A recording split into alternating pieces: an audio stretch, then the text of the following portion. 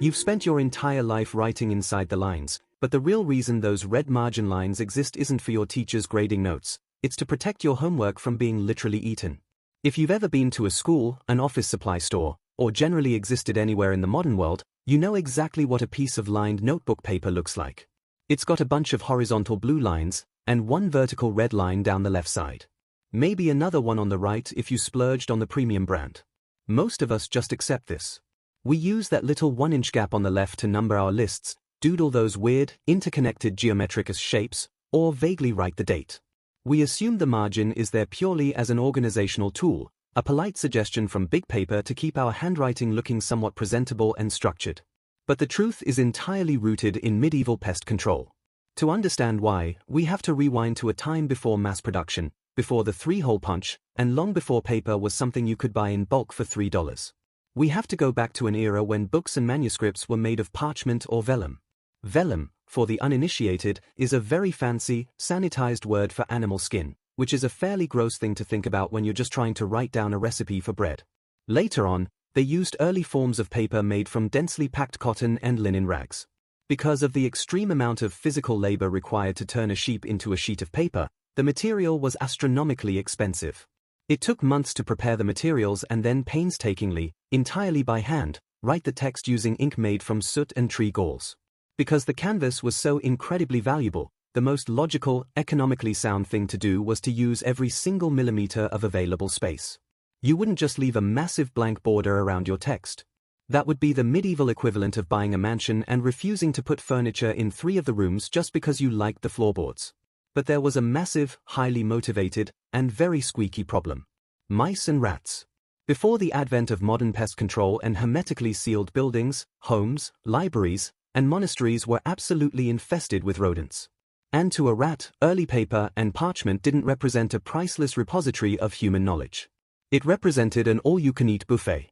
The materials used to bind books and size the paper, like animal glues, bone pastes, and leather, were basically a Michelin star dining experience for small mammals. When rodents come across a book or a stack of paper, they don't politely start eating from the dead center of the page. They gnaw on the edges. So, if you were a brilliant scholar who wrote your incredibly important, irreplaceable philosophical treatise all the way to the extreme edge of the page, a rat would inevitably come along in the middle of the night, have a little midnight snack, and completely destroy the first and last words of every single sentence on the page. Your lifetime masterpiece is now essentially unreadable gibberish. To combat this, bookmakers and scholars realized they needed a sacrificial buffer zone. By intentionally leaving a wide, completely blank space around the outer edges of the text, they essentially created a protective shield. If the rats got into the library and started chewing on the edges of the pages, they would only be eating blank, empty paper. The actual text, safely nestled in the center of the page, would survive intact. The margin wasn't a stylistic formatting choice, it was literal rat insurance. Over time, this blank space proved incredibly useful for humans, too. Even if your book wasn't actively being devoured by rats, the edges of pages naturally wear down. They get thumbed through, they get exposed to moisture, the oils from human fingers degrade the fibers, and they just suffer general wear and tear. The margin protected the text from the most destructive force of all, you, the reader. And speaking of survival and desperately clinging to existence, please take 3 seconds to subscribe to this almost dead YouTube channel. Thank you. Anyway, once this blank space was established as the absolute standard way to produce books and paper, human nature took over, and people naturally started finding other uses for it. If you give a human a massive blank space next to a dense block of text, they are eventually going to write in it. This gave birth to marginalia, which is simply the fancy academic term for doodling and complaining in the margins. Bored monks used the margins to write complaints about how freezing cold they were while copying texts.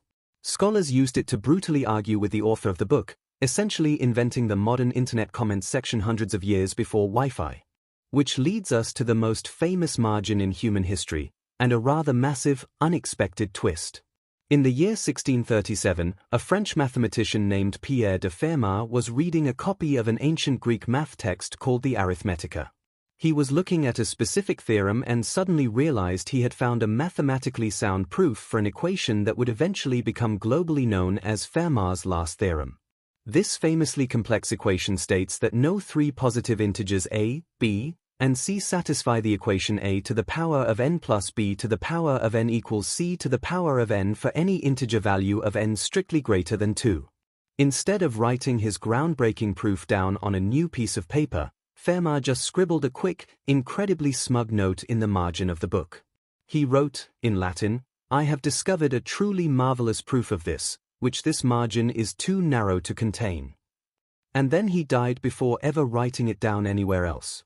Because that specific margin was literally just a little too small, the brightest mathematical minds on Earth spent the next 358 years going completely insane trying to figure out what Fermat's proof actually was. It wasn't until 1994 that a mathematician named Andrew Wiles finally proved the theorem.